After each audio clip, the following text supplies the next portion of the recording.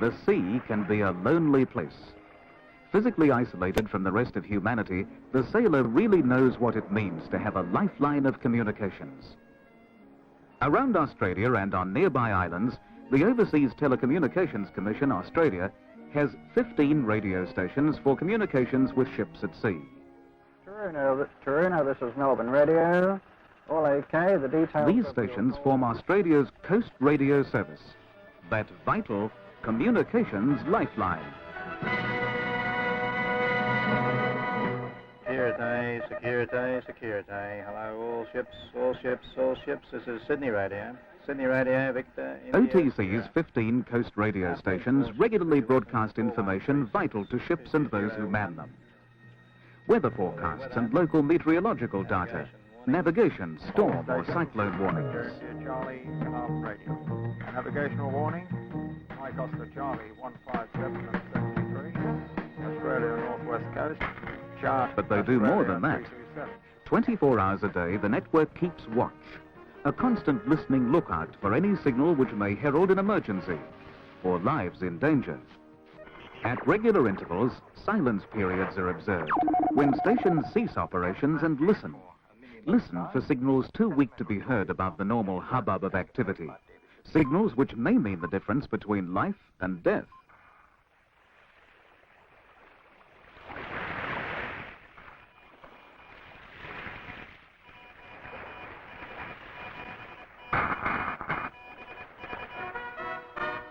When a distress call is picked up, the rescue authorities are notified immediately, and the station stands by to help in any way it can. Many of the OTC stations are equipped with hotline telex links to Department of Shipping and Transport's Marine Rescue Operations Centre in Canberra. Although the safety of life at sea is the prime concern of those who man the coast radio service, it's not their only task by a long way. There are everyday communications, phone calls and telegrams, cargo manifests, berthing arrangements, arrivals, departures, provisioning. All the details involved in moving things and people by sea. And what about you? That's right, you can phone a friend on board a cruise liner almost as easily as if he was still at home next door. Or you could send him a telegram. He can contact you the same way, through a coast radio station. And where telegrams or phone calls cannot be radioed to the ship concerned immediately, the coast station regularly broadcasts lists of the ships for which it is holding traffic.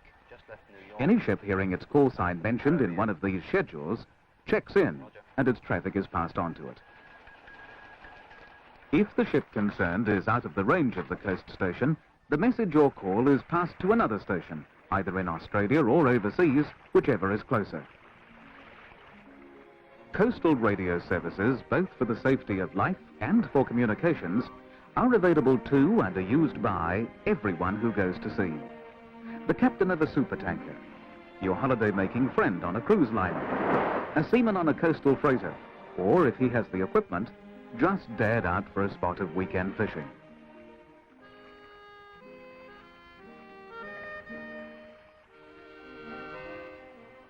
The staff of OTC's Coast Radio Service are dedicated men using the best equipment available.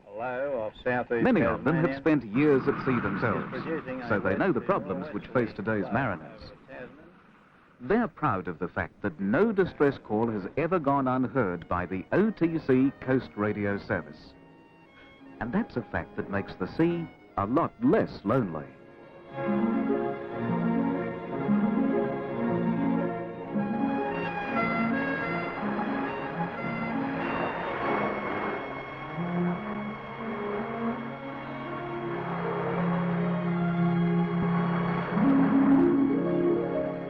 This was a Crawford documentary film production.